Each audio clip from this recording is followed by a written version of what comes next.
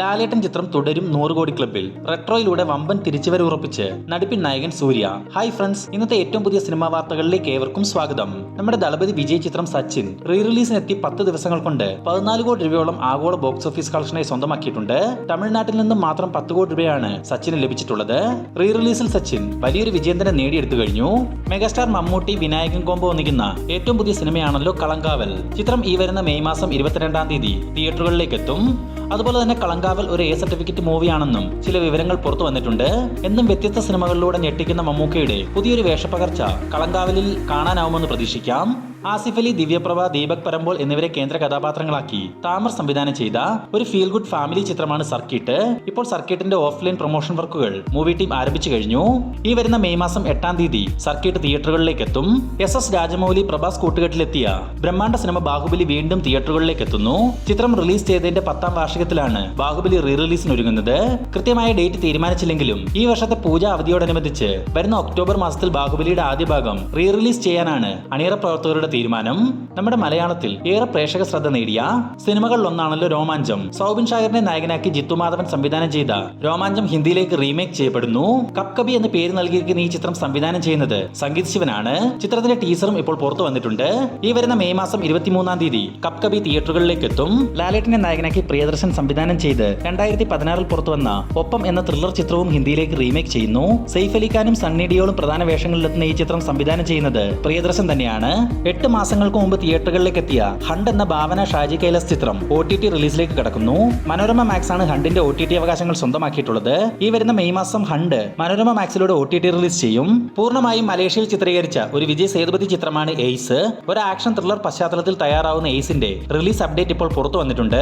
വിജയ് സേതുപതി, രുക്മിണി വസന്ത്, യോഗി ബാബു, ദിവ്യപിള്ള തുടങ്ങിയവരെ കേന്ദ്ര കഥാപാത്രങ്ങളാക്കി അറുമുഖ കുമാർ സംവിധാനം ചെയ്ത എയ്സ് ഈ വരുന്ന മെയ് 23-ാം തീയതി തിയേറ്ററുകളിലേക്ക് എത്തും. മലയാളത്തിൽ നിന്നും കാടിന്റെ പശ്ചാത്തലത്തിൽ ഒരുങ്ങുന്ന ഒരു മിസ്റ്ററി ഫാന്റസി സിനിമയാണ് സംഭവം. നവാഗതനായ ജിത്തു സതീശൻ സംവിധാനം ചെയ്യുന്ന സംഭവം സിനിമയുടെ ചിത്രീകരണം ഈ വരുന്ന മെയ് 9-ാം തീയതി മുതൽ ആരംഭിക്കുമെന്ന് അറിയാൻ സാധിച്ചിട്ടുണ്ട്. സെന്തിൽ കൃഷ്ണ, കലേഷ്, ശ്രീകാന്ത്, അസീം എന്നിവരാണ് ചിത്രത്തിലെ പ്രധാന താരങ്ങൾ. മലയാള സിനിമയുടെ മികച്ച ആകർഷണ കൂട്ടുകെട്ടായ ലാലേട്ടൻ സത്യനന്ദിക്കാട് ചിത്രം ഹൃദയപൂർവ്വം പൂനെയിൽ പുരോഗമിക്കുന്നു. ആശീർവാദ് സിനിമാസിന്റെ ബാനറിൽ ആന്റണി പെരുമ്പാവൂർ നിർമ്മിക്കുന്ന ഈ ചിത്രത്തിന്റെ കേരളത്തിലെ ചിത്രീകരണം പൂർത്തിയാക്കിയ ശേഷമാണ് പൂനെ ഷെഡ്യൂൾ ആരംഭിച്ചത്. നർമ്മത്തിന് പ്രാധാന്യം നൽകി ബന്ധങ്ങളുടെ മാറ്റുരയ്ക്കുന്ന വളരെ പ്ലസന്റ് ആയ ഒരു സിനിമയാവും ഹൃദയപൂർവ്വം എന്നാണ് സംവിധായകൻ സത്യനന്ദിക്കാട് പറയുന്നത്. ഈ വർഷം ഓണം റിലീസായി വരാനിരിക്കുന്ന ഹൃദയപൂർവ്വത്തിൽ മാളവിക മോഹൻ, സിദ്ദിഖ്, ബാബുരാജ്, സബിത ആനന്ദ് എന്നിവരും താരങ്ങളായിട്ടെത്തും. ധനുഷ് സംവിധാനം ചെയ്ത് ധനുഷ്, അരുൺ വിജയ്, നിത്യ മേനോൻ, രാജ്കിരൺ തുടങ്ങിയവർ പ്രധാന വേഷങ്ങളിലെത്തുന്ന ഇഡ്ലിക്കട എന്ന ചിത്രത്തിന്റെ ഷൂട്ടിംഗ് വർക്കുകൾ ഇപ്പോൾ പൂർത്തിയായിട്ടുണ്ട്. 2015 ഒക്ടോബർ 1-ാം തീയതി ഇഡ്ലിക്കട റിലീസിനെത്തും. കമലഹാസൻ, സിംബു എന്നിവരെ കേന്ദ്ര കഥാപാത്രങ്ങളാക്കി മണിരത്നം സംവിധാനം ചെയ്ത തഗ് ലൈഫ് എന്ന സിനിമയുടെ ഒഫീഷ്യൽ ട്രെയിലർ ഈ വരുന്ന മെയ് 16-ാം തീയതി പുറത്തുവരും. വരുന്ന ജൂൺ 5-ാം തീയതി തഗ് ലൈഫ് പാൻ ഇന്ത്യൻ റിലീസായിട്ടാവും തിയേറ്ററുകളിലേക്ക് എത്തുക. പണി എന്ന ചിത്രത്തിലെ വില്ലൻ വേഷത്തിലൂടെ മലയാളികളെ ഞെട്ടിച്ച സാഗർ സൂര്യയും ജുനൈസും ഒന്നിക്കുന്ന ഏറ്റവും പുതിയ ചിത്രത്തിന്റെ ടൈറ്റിൽ പ്രഖ്യാപിച്ചു. കടകൻ എന്ന സിനിമയ്ക്ക് ശേഷം സംവിധാനം ചെയ്യുന്ന ചിത്രത്തിന് ഡർബി എന്നാണ് പേര് നൽകിയിരിക്കുന്നത്. തിയേറ്ററുകളിൽ ഗംഭീര അഭിപ്രായങ്ങളിലൂടെ വമ്പൻ വിജയത്തിലേക്ക് നീങ്ങിക്കൊണ്ടിരിക്കുന്ന തുടരും സിനിമ റിലീസിനെത്തി വെറും 5 ദിവസങ്ങൾ കൊണ്ട് 100 കോടി രൂപ കളക്ഷനിലേക്ക് എത്തിയിരിക്കുന്നു. മലയാളത്തിന്റെ സ്വന്തം ലാലേട്ടനെ നായകനാക്കി തരുൺമൂർത്തി സംവിധാനം ചെയ്ത തുടരും ആദ്യ 3 ദിവസങ്ങൾ കൊണ്ട് 69 കോടി രൂപയും 4 ദിവസങ്ങൾ കൊണ്ട് 86 കോടി രൂപയും സ്വന്തമാക്കിയ ചിത്രം 5 ദിവസങ്ങൾ കൊണ്ട് വേൾഡ് വൈഡ് ബോക്സ് ഓഫീസ് കളക്ഷനായി 105 കോടി രൂപയാണ് ലോകമെമ്പാടും നിന്ന് നേടിയെടുത്തിരിക്കുന്നത്. റിലീസിനെത്തി 5 ദിവസങ്ങൾ കൊണ്ട് 100 കോടി ക്ലബിലെത്തിയ തുടരും തീർച്ചയായും ഇനിയും ഞെട്ടിക്കുന്ന ഒരു കളക്ഷനിലേക്ക് തുടർന്നുകൊണ്ടിരിക്കുമെന്നാണ് നമുക്ക് മനസ്സിലാക്കാൻ സാധിക്കുന്നത്.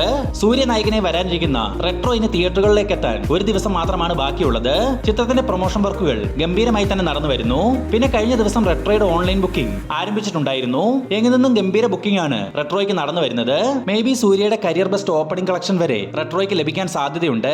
ചിത്രത്തിന്റെ സംവിധായകൻ കാർത്തിക് സുബ്രാജ് റെട്രോയെ പറ്റിയ ഒരു വിഷയം ഇപ്പോൾ സോഷ്യൽ മീഡിയ വഴി ഷെയർ ചെയ്തിട്ടുണ്ട്.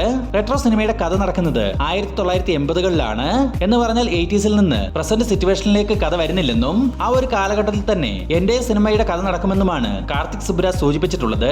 അതുപോലെ തന്നെ മറ്റൊരു റൂമറും പുറത്തു വന്നിട്ടുണ്ട്. നമ്മുടെ മലയാളി താരം ജയറാമാണ് റെട്രോയിലെ പ്രധാന വെല്ലം വേഷം ചെയ്യുകയെന്നാണ് ഏറ്റവും പുതിയ റൂമറുകൾ സൂചിപ്പിക്കുന്നത്. അതെന്തായാലും വെറും റൂമർ മാത്രമായി മാറാനാണ് സാധ്യത. മെയ് 1-ാം തീയതി രാവിലെ 9 മണി മുതലാണ് റെട്രോയുടെ ആദ്യ ഷോ കേരളം ഉൾപ്പെടെയുള്ള സ്ഥലങ്ങളിൽ ആരംഭിക്കുക.